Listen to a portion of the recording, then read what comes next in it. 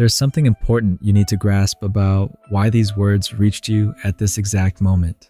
You are standing at a crossroads that most people never reach, not because they lack the ability, but because when they arrive here, when they feel the unraveling you're feeling, they panic, they turn around, they sprint back toward the older version of themselves, back to the familiar cage, back to the predictable prison they've memorized so well that freedom starts to feel stranger than confinement. But you didn't run. You stayed. You kept reading. You kept searching for language that finally explains the internal earthquake. And here it is, spoken plainly, without mysticism or disguise. Your old self is dying. Not someday, not slowly, not symbolically. Right now. And you can feel the departure in your body, that restlessness, that inner friction. That feeling that you no longer fit the shape of the life you once built. That expanding distance between who you've practiced being and who you are inevitably becoming. That is not confusion. That is not a breakdown. That is the collapse of an identity that has expired. The version of you that carried you this far has reached its limit. It protected you. It guided you. It got you through the hardest years. But it cannot escort you into the next era. And so the universe delivered this message to you, not because you were falling apart, but because you were finally ready to stop resurrecting what was never meant to live forever. Let me tell you the truth, most people never hear in time. You are addicted to who you used to be, not because that version was blissful, not because it was whole or healed, not because it had clarity, but because it was predictable. Your brain memorized its responses. Your nervous system mastered its survival tactics. Your body internalized its emotional posture. You learned its reactions like choreography. You rehearsed it so long that repetition began to masquerade as identity. But identity is not repetition. Identity is not automation. Identity is not trauma-trained instinct. Identity is not a coping mechanism wearing your name. You are not the person you repeated. You are the person underneath the repetition. Every time you responded to stress in the same old way, you weren't being your truest self. You were being a past self on autopilot. Every time you made choices that dragged you toward familiar outcomes, you weren't choosing yourself. You were choosing the emotional muscle memory of a self built in survival mode. Every time you replayed the same thoughts that generated the same emotional aftermath, you weren't thinking. You were looping. A mental audio track playing over and over, so ingrained, so automatic, so reflexive that it felt like selfhood. But it wasn't selfhood. It was conditioning. It was practice. It was repetition, mistaken for personality. And this is why it matters so deeply now. You cannot evolve into the person you are meant to become while running the software of the person you once needed to be. You keep wondering why new opportunities don't land the way they should. Why new relationships sour into old patterns. Why new goals still taste like emptiness even when achieved. It's because the new keeps being filtered through the old operating system, through old wounds, old assumptions, old fears, old defense mechanisms, old emotional armor built for battles that have already ended. You keep meeting the same person in different bodies. You keep chasing the same validation in different costumes. You keep reenacting old reactions in new scenarios. You keep making decisions from the same emotional scarcity. You keep exhausting yourself, trying to grow without shedding. And you are exhausted, not because life is heavy, but because you've been dragging a past self into every present moment like excess luggage. Letting go feels like dying because it is dying. But here's what makes this moment different from every other half-hearted attempt at reinvention. This time, you're not trying to decorate the old self. You're realizing it must be released entirely. You are finally understanding that the old you and the emerging you cannot share the same body, the same beliefs, the same reactions, or the same blueprint. The thoughts that guided you here cannot guide you there. The beliefs that once kept you safe are now keeping you small. The identity you cling to for comfort is now the cage that blocks expansion. The armor you built for protection has now become the weight slowing you down. The survival version of you has completed its mission. Now it must retire. And retiring a self is not painless, because letting the old self die does not just mean releasing the painful parts. It also means releasing the identity you built around surviving those painful parts. The one who had to be strong because strength felt like the only option. The one who had to be flawless because love felt conditional. The one who learned to dim their light because visibility once felt dangerous. The one who stayed quiet to avoid conflict. The one who settled early to avoid disappointment later. The one who mastered endurance but forgot joy. That version of you deserves gratitude, not resuscitation. There is grief in this, yes, but it is not the grief of loss. It is the grief of evolution. Because for years, that version was the only version you knew how to perform. It was not the happiest you, but it was the most rehearsed you, the most predictable you, the most autopilot you, the most armored you, the most survival optimized you.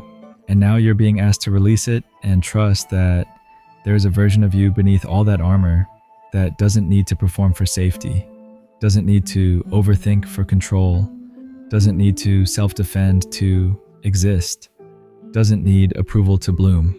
That version is unfamiliar, not non-existent. So how do you let the old self die without feeling like you're losing yourself completely? You begin by getting radically honest about what you're still carrying and why. What program are you still running? What emotional posture are you still repeating? What internal story are you still narrating about yourself that belongs to the past? What beliefs are you still defending that were built in survival mode? What version of yourself are you still resuscitating every morning, even though it expired seasons ago? And here is the real shift. You stop trying to fight those old patterns. You just see them clearly. You observe them without judgment. You witness them without defending them. You notice the loop while gently stepping outside of it. Because here is the paradox that breaks the prison. You cannot observe the loop and be the loop at the same time. Awareness is the first crack in the cycle.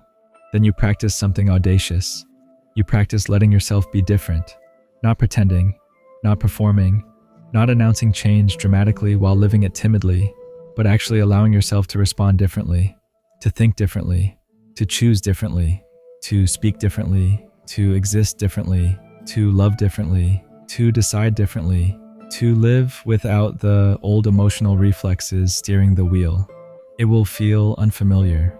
It will feel uncomfortable. It will feel like the ground is shifting under your identity. It will feel like you don't recognize yourself in the mirror anymore.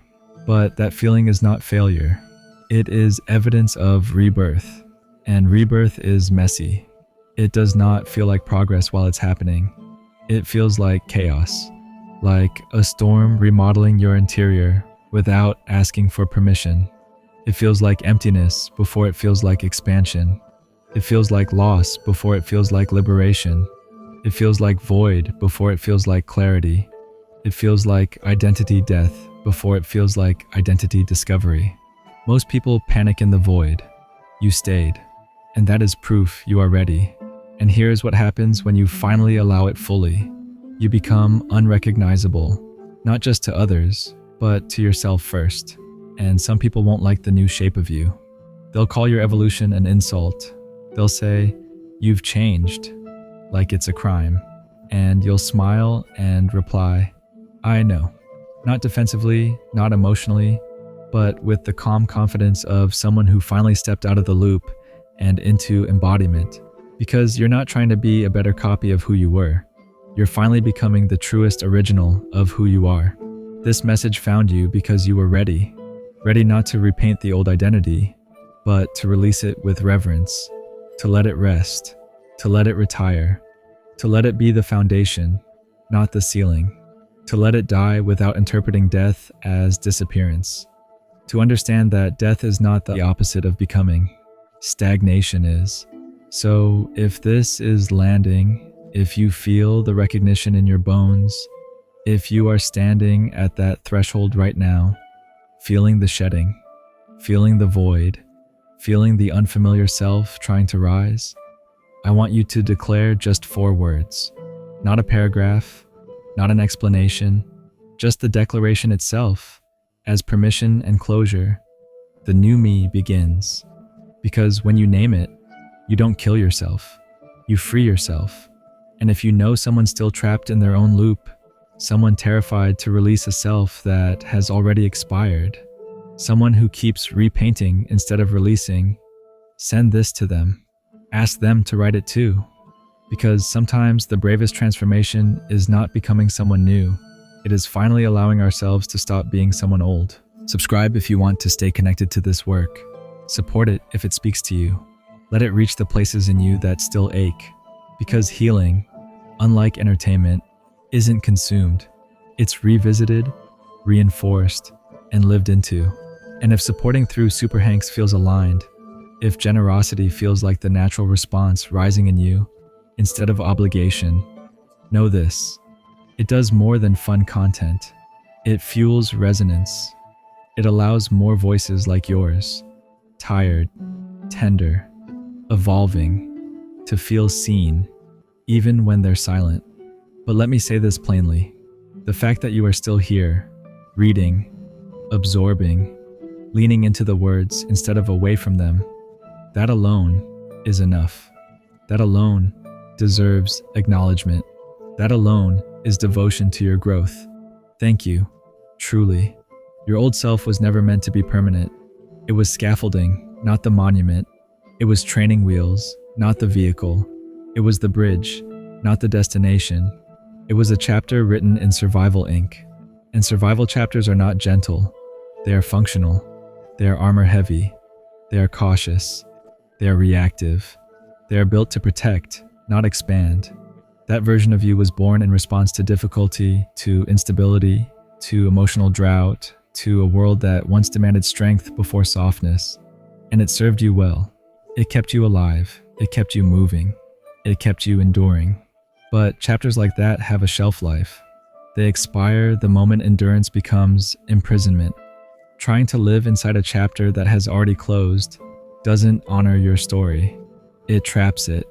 It turns narrative into nostalgia, growth into reruns, lessons into loops. It makes you reread the same emotional paragraphs, relive the same internal dialogues, and respond to life like a script you memorized years ago, but no longer chose consciously. And that is where the exhaustion came from. Not from life itself, but from carrying a version of you that was never designed to carry joy, or overflow, or alignment, or soft miracles, or spacious blessings. It was designed to carry you through, not into. But the plot is advancing. Even when it feels paused, it is pacing forward in invisible footsteps. The universe doesn't always announce movement with sound. Sometimes it moves like breath, quiet, steady, rearranging oxygen before it rearranges life. You were waiting for permission, for closure, for a sign that letting go won't leave you hollow. And this is that sign. This is that permission. This is that hand on your shoulder saying, you can release now. You can unclench now. You can drop the old armor now. This is the moment you stop dragging the past into every present doorway. This is the moment you stop pruning a life you no longer live in. This is the moment you stop forcing a future into an old mold. This is the moment you stop negotiating with identity death and start trusting identity birth. Because rebirth doesn't require force, it requires space. And space is created by surrender, not struggle. So let the old you rest.